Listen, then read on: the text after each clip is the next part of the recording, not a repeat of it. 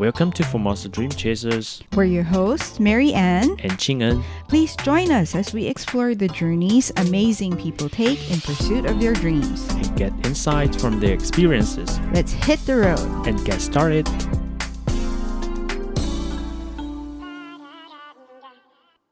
Hey everyone, welcome back to Formosa Dream Chasers. Today's episode is going to be slightly different from the interviews we've had before. Could you elaborate some more on this, Ching-en?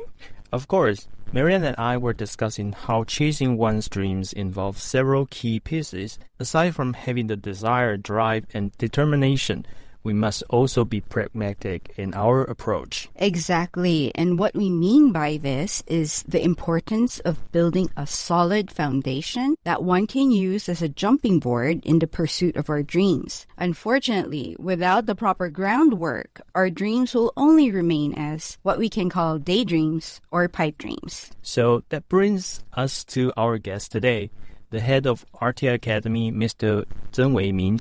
Mr. Tseng will be offering listeners aspiring to become communication professionals a valuable information resource that can be used to further develop one's skills and knowledge in the media industry.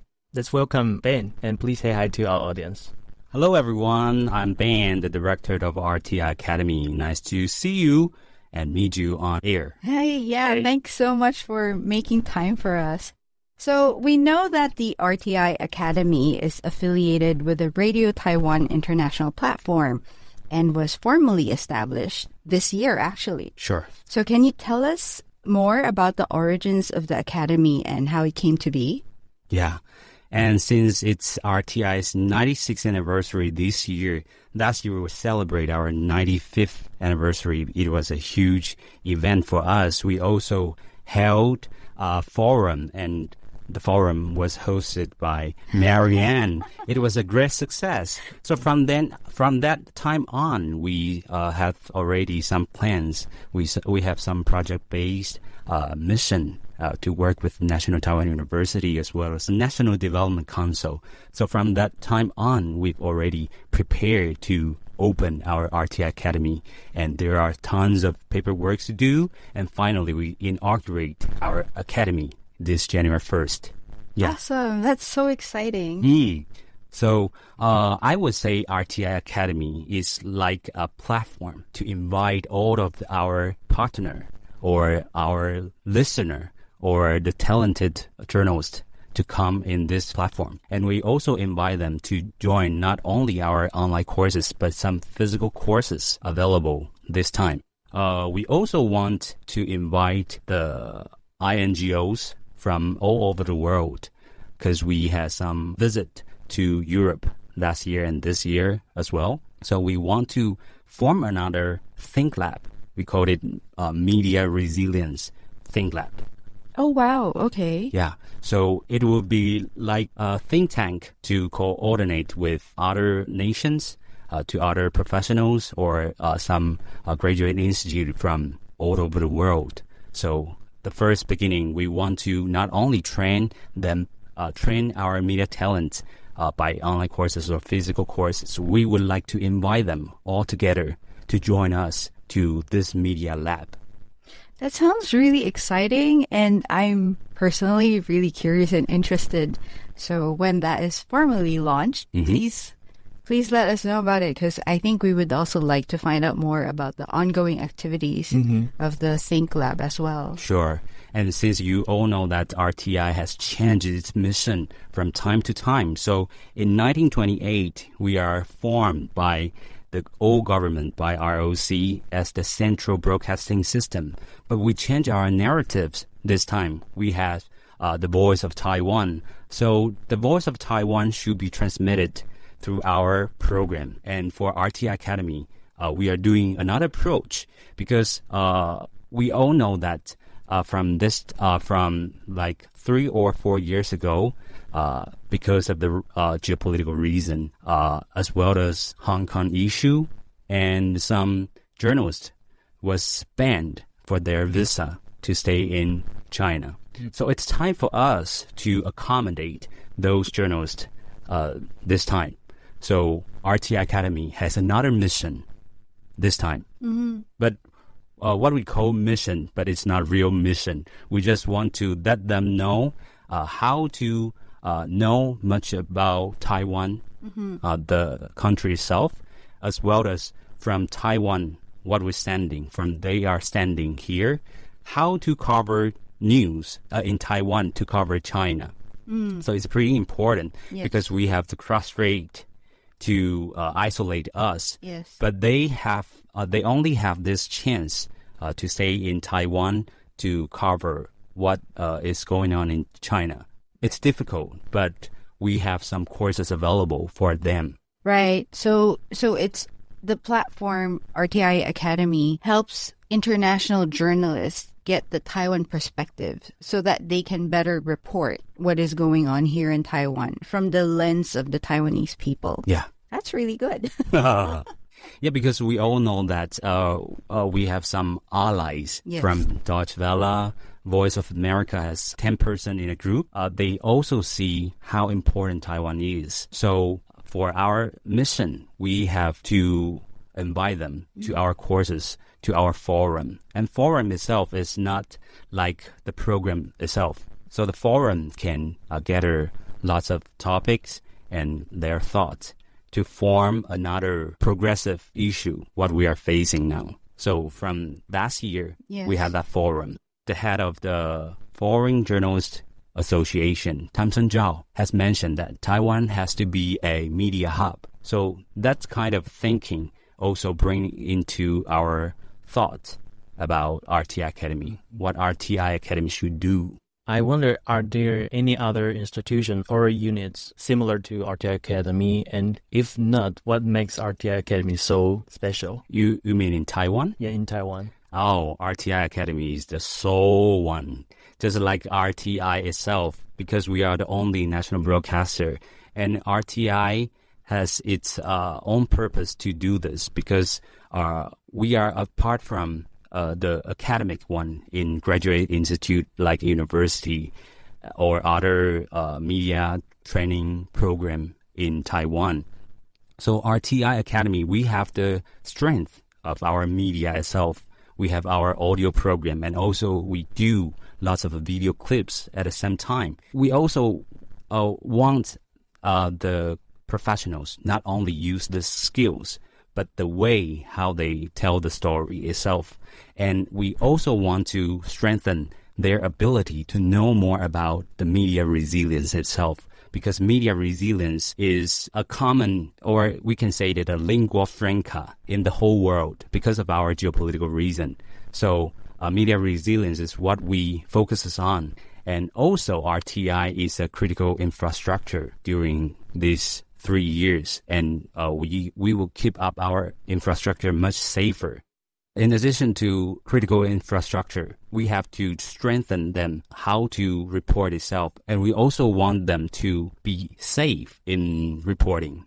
So we have hostile environment awareness training, not only because of the war outbreak in Ukraine. It also reminds us we are still in danger because we have the bad neighbor. Yeah, because of the China. Right. Yeah, so we have some thought thinking about how this course should be organized. Can I clarify that media resilience means that you can build a foundation or solid foundation for all the media professionals to report on the news like safely without being suppressed. Outside. The government, you have total press freedom. Yeah. Because of we are, just as I said, we are the neighbor of China. We are not only face the physical challenge like military power, but we have some disinformation or misinformation coming from China.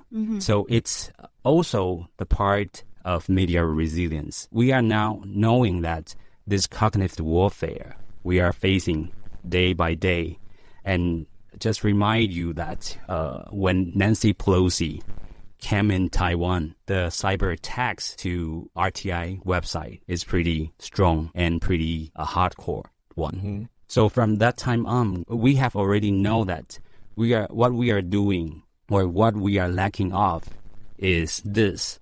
because on a daily basis, we are dealing with this. So not only the staff here, but we also have lots of contract hosts, right?